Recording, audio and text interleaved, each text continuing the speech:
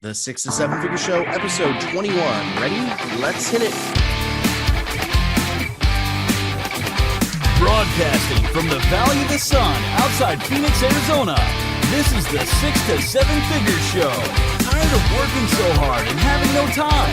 Take your six-figure practice and turn it to a thriving seven-figure enterprise. And now, your host, author, speaker, mentor, and strategist, Frank Bria. Hey everyone, welcome to the 6 to 7 Figure Show. I'm Frank Bria, your host, and I'm joined today by my good friend Adam Franklin, who is the author of the book Web Marketing That Works, which was an Amazon #1 bestseller. Lots of people call themselves bestseller authors. I was #1, just to be clear about that. And professional speaker, university lecturer, CEO Blue Wire Media. His blog was named Australia's #1 business blog, and his podcast #9 on Entrepreneur Magazine's top marketing podcast. So Adam's work's been featured in Forbes, Huffington Post, Entrepreneur, The Australian, and what Adam does is help professional advisors and consultants win high-value clients. He teaches thousands of students with his online courses and coaching programs and his weekly Blue Wire News email, which I still get every week, that goes out to 28,000 professionals worldwide. Thank you, Adam, for being here. Really appreciate it. It's a pleasure, Frank. Thank you for having me. Yeah, absolutely. So let's get kind of things kicked off with the what you do. So you've got a book, Web Marketing That Works. What part of sort of digital marketing do you serve? Yeah, that's the book. And what part of that industry do you serve, and who do you typically work with? I know you said sort of professional advisors and consultants, but can you break that down for us a little bit more? Yeah, sure, Frank. So within professional advisors and consultants, I'm sort of talking about people that provide or work with intellectual property or provide advice. So they're not selling widgets, they're not selling t-shirts, they're selling what some people would call intangible stuff, like knowledge and advice and intellectual property. Yeah. So I specialize in helping them. They're often independent consultants or teams, small teams of advisors. And I help them attract high value clients by using digital channels, but really helping them appreciate of what works and what happens offline. So they're very confident, they've got a lot of IP, they know how to help their customers or their clients, but they just haven't been able to join the dots to be able to do that at scale and online. So that's where I help.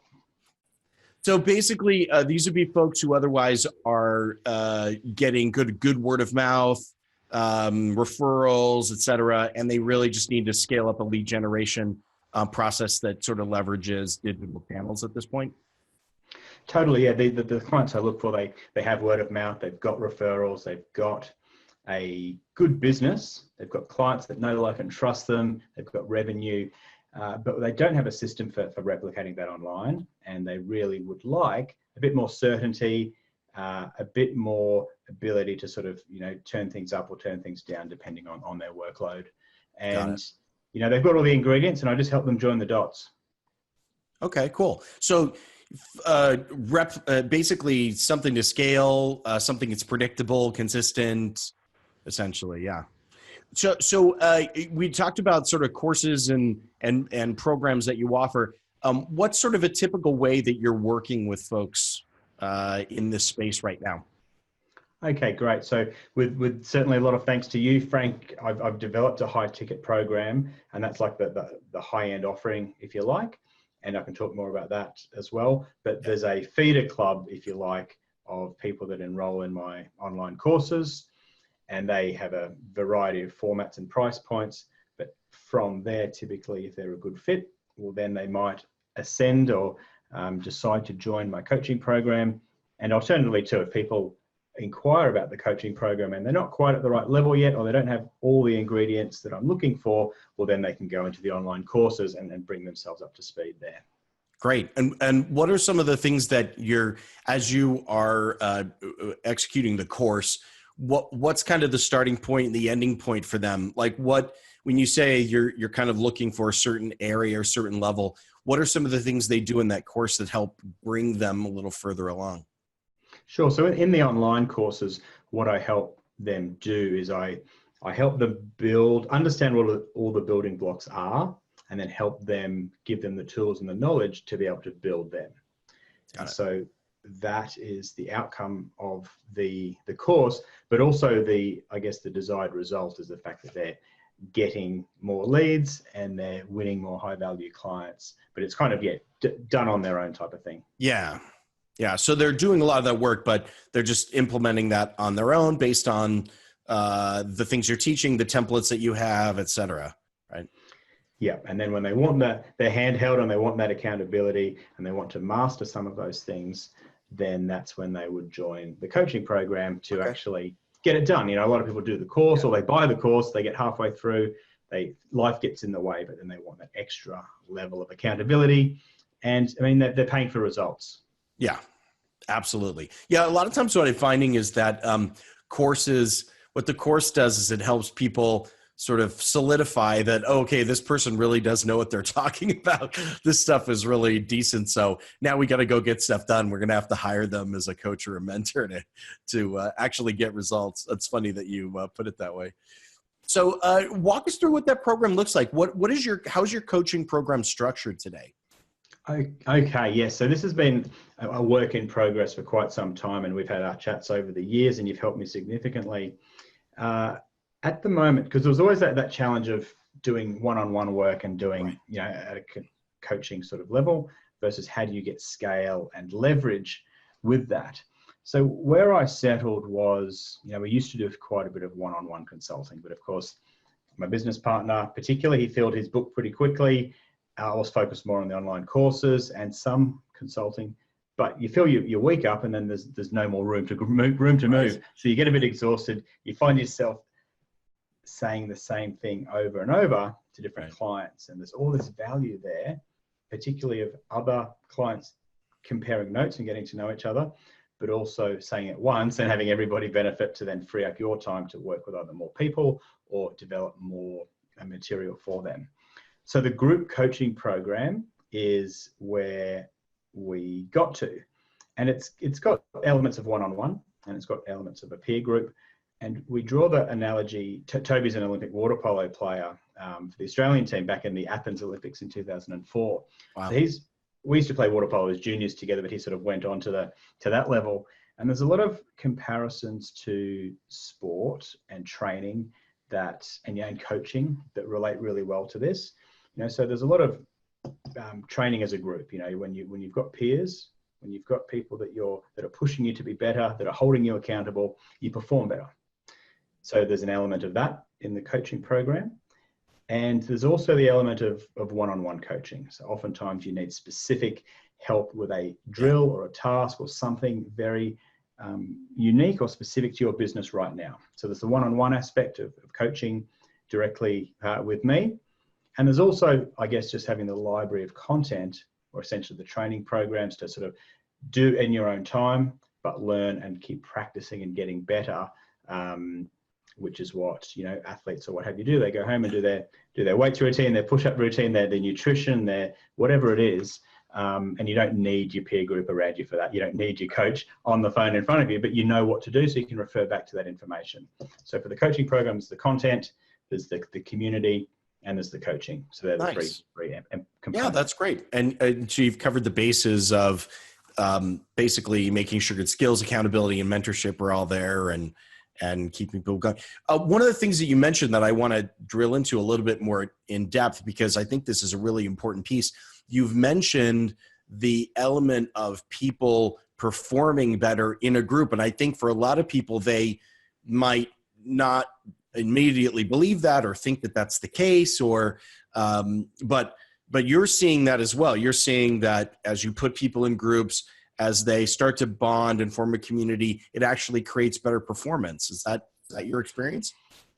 Absolutely. It took me a while to get my head around to that, because I had this misconception that people valued one-on-one stuff more. And yes, there's value there for sure, but there's a lot more value, and there are studies to back this up as well. Yeah. That there's more value in the peer group. And I thought back to my own experiences, and Toby thought back to his, at varying degrees of sport, and business and everything else. And it's true. Yeah, you really do get better performance in the group. And so that's why we get together 3 times a year for our intensives, where we all, most people can make it. Some fly in, some are based in whichever city, Brisbane or Sydney, wherever we happen to run it. But it's great. We can all get to see each other, meet each other, learn from each other's experience. And then when we do get on the group calls and in the Facebook group and everything else, then yeah, there's that accountability and that friendship as well. Nice. Yeah. And that is a thing I think is a misconception a lot of people have, is that there's better value in that one-on-one. For some reason, they feel like that higher level of intimacy just creates better results, or a more sort of unique pathway for them to get where they want to go. But I do think it misses out on all of those other great benefits, not to mention the fact that you can scale it, but forget that. Just that it's better for the client as a whole. That's perfect. Yeah, you miss, by having the group, you're benefiting from the other, however many people are in the group, and all of their knowledge and insights and experiences going on this same journey. So it seems a bit crazy not to. That's the thing, right? You can't really replace all of that. I mean, each as well skilled as I think any program owner would be.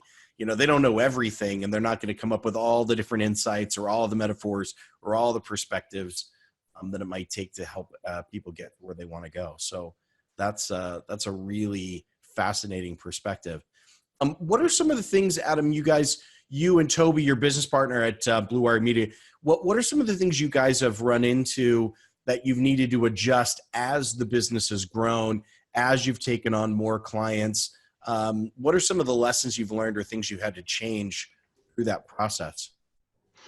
For sure. Look, Blue Wire as a business has evolved and iterated since 2005. So there's lots of changes in that early part of the journey. But if we focus more on the recent couple of years in terms of developing this high ticket program that you've been so instrumental in helping us with, it has been the transition from one-on-one coaching to the group coaching. To us, it was like, we didn't believe it ourselves at the start. We thought one-on-one was more valuable. Why would people want to go to the group environment? And we were our own biggest hurdle in a lot of respects, because we hadn't appreciated that there's more value in the group until we thought about it ourselves and our own experiences, being a part of a group for business masterminds, being part of sporting groups, training groups. At whatever level you're at, it's beneficial. So that has been the biggest thing we've had to learn and overcome. And really, once Toby had a full book, he had no spare time to be thinking about the business, working on the business, doing content. He was just busy with clients. And realistically, that has been the biggest challenge, which was overcome really easily, because once we got out of our own way, we said, well, Toby, let's put it to them. I'm going to run it. I'm going to free your time up. I love this stuff. I could talk about marketing all day, but I'd like to do it as a group. And so we put it to them and said, look, here's how we propose to move forward. It's a group setting. There's still access to Adam one-on-one. We do the weekly calls. We do the quarterly catch-ups and everything else. And everybody came across to the coaching program. And all of a sudden, Toby went from a booked out week to a free agenda. And so that was really powerful. And I was doing stuff that I loved, because it was a group thing. I was saying, I wasn't repeating myself to 15 different clients or what have you. It worked really well. It was liberating. I thoroughly enjoyed it. I was doing more of what I liked. Toby was freed up to explore new things as well. So that's the biggest challenge that we overcame. That's amazing. Yeah. So fundamentally, overcoming the leverage point for delivery to help you scale, that's a critical piece. Yeah. And I think there's a lot of people who are listening that probably feel some sympathy to Toby's plight of having a completely filled up schedule and not being able to do anything about it or do anything more. When you're booked up, you're booked up, and it can be pretty exhausting. I remember talking to someone just about this. So they were doing some program design just a couple of weeks ago, and they were trying to estimate exactly what their level of effort was going to be. And and they said, oh, I think I can probably do 30 calls a week and coaching calls a week. And I said, I think you should probably think that through. Probably get about halfway there and find that's a lot more exhausting than you think it is. So that's great. So as you guys are looking now forward, growing, what are some of the things you know you're going to have to tackle at this point moving forward in order to continue the growth trajectory that you're on now?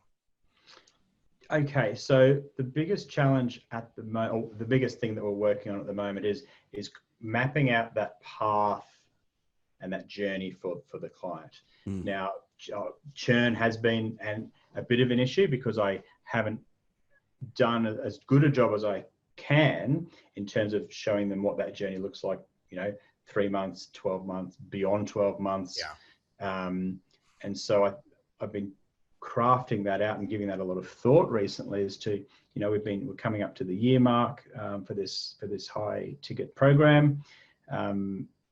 How do we sort of clearly articulate and visualize the journey that they're going on and why they should be staying on throughout and beyond that? And also when they're signing up, how do we make it clear that, this is it's a 12-month commitment and beyond to get the sort of results that they want, but also acknowledging that there are going to be some quick wins and some early milestones that are going to hopefully bring in the clients and the revenue.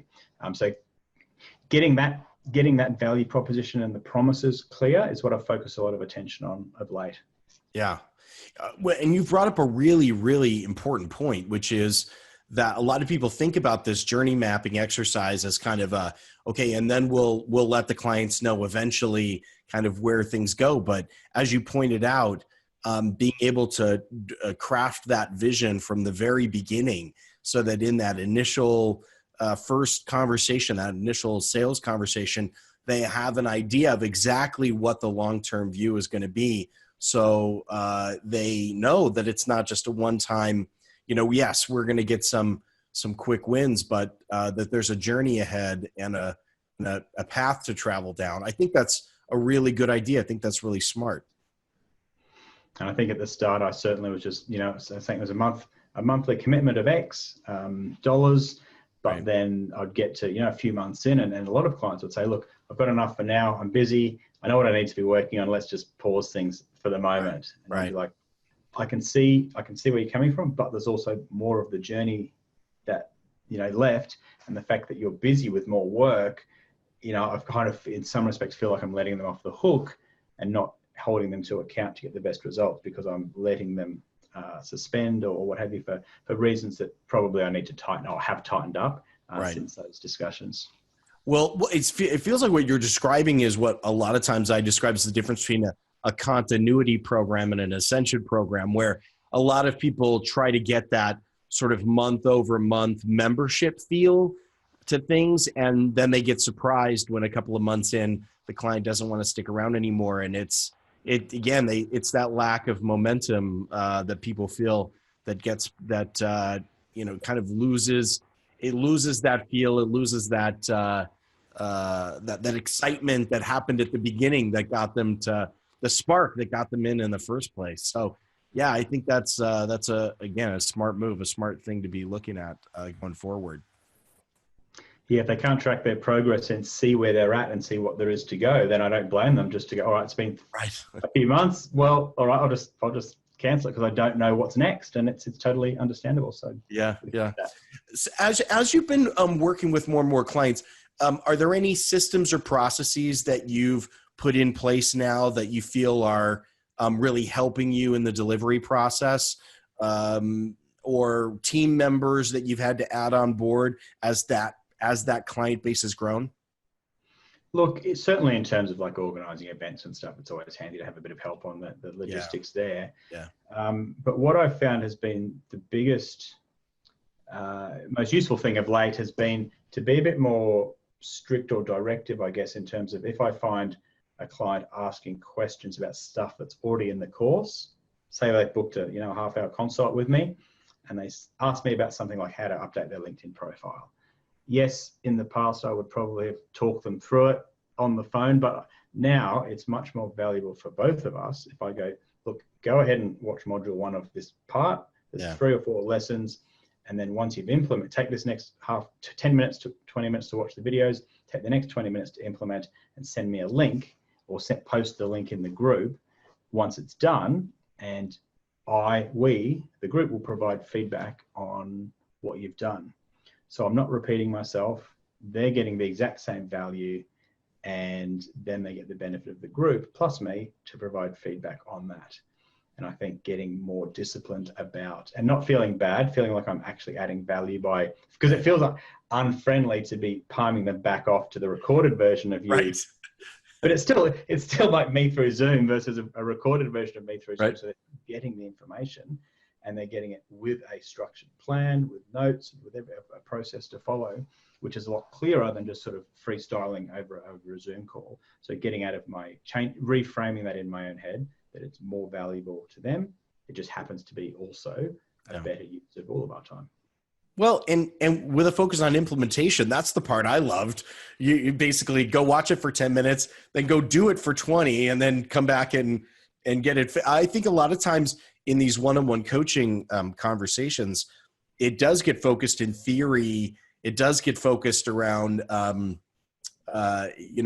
big picture things. But then, so I've learned a lot of stuff, but I still have to go implement it.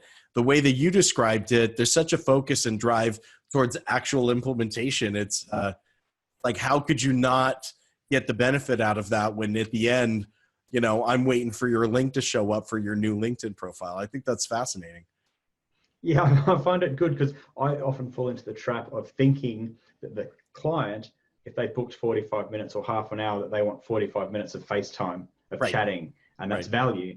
But in actual fact, progress and results is what they want and need, not just chatting on the phone with me. So yeah, thinking that I'm not the prize is also that's right. Yeah, that's true. It is true. That's a really good point. A lot of people think, well, what they really want is my time, but actually what they really want is a result. And we do our clients a great disservice when we substitute one for the other. That's really good. Do you have a process by which you're tracking those questions and adding more content in if you're hearing a certain question come up over and over again? Yeah. So what I'll tend to do certainly is if it's a recurring question, I haven't got it in the course, I'll certainly add it. And I've done that many times. The other thing too is typically if it is a one-on-one call, I will still record it for the individual client. And I'll also say, look, if there's stuff on here that's not too sensitive and you're comfortable with it, and it's a good question and a good answer, can we just cut that bit out and add that to the group library, the archive, and we can add that as an extra resource. And most of the time they're happy with that. So we can get leverage from that one-on-one time and provide access so that more people can benefit from it. That's such a great idea to be able to leverage. Yeah, again, the theme seems to be leverage today of your time, where you're teaching something and it's going to come up again, and actually pulling that recording and pulling it into the group as a resource. That's brilliant. That's a really good move. It's good stuff, Adam. Unfortunately, we're out of time, and I know you're super busy, so I don't want to take more of your time away. But this has been really, really useful information for those folks who are interested in what you're doing, want to connect with you. Anywhere they should go specifically that would be the most efficient? Yeah, sure, Frank. So my website is bluewiremedia.com.au, and on there you can download some of my marketing templates for free, and that will deliver them to you straight away, but also get you onto my Blue Wire News emails, which you mentioned at the start you get and 28,000 other people around the world get. Additionally, you can just look me up on LinkedIn. Just look for Adam Franklin from Blue Wire Media. And great. And I'm very active on there. Yeah, you've been posting a lot of stuff lately about LinkedIn and how you're like dominating LinkedIn. So that's like a really fascinating thing for me. I've been watching those videos. You've got like a new one every day, it seems. What did you like a 100-day challenge or something you were doing recently, or? That's it. Yeah. Well, they're not all going on LinkedIn. They're all going on my Facebook Okay. page and my blog, but it's a 100-day challenge. So you did 100 videos, one every day. So, well, I'm up to 70 odd at the moment, at least recorded, not published, depending on. okay. Well, hey, you're almost all the way through. So that's more than a lot of people can say, I think, at this point. So, okay, great. Well, so that link is going to be right below here as well for people. So they'll be able to get right to that. Thanks, Adam. Again, I really appreciate your time and sharing your insights. It's been really interesting. I think the lesson of leverage is the one we can all take away from what you guys have been describing as your journey here. Awesome. No, thanks for having me, Frank, and thanks again for your help over the years, helping me sort of get my thoughts together on this high ticket program. It's been very valuable, and I highly recommend your listeners and viewers pay more attention to the stuff you're teaching, because it is very valuable, and I very much appreciate it. I appreciate that. That's very kind of you, and thank you, listeners, for being here on this episode of the 6 to 7 Figure Show, and for we'll take the lessons here from Adam. This is the lesson of leverage is the thing you need to be thinking about how you're using your time. Look at your calendar, look at your schedule, and see where there's opportunities to create leverage to get multiple benefits out of where you're spending your time. That's an important lesson. I'm going to go off and do that myself here after this recording. I'm sure there's stuff I could improve on myself. So thanks so much for being here, and we will see you next time.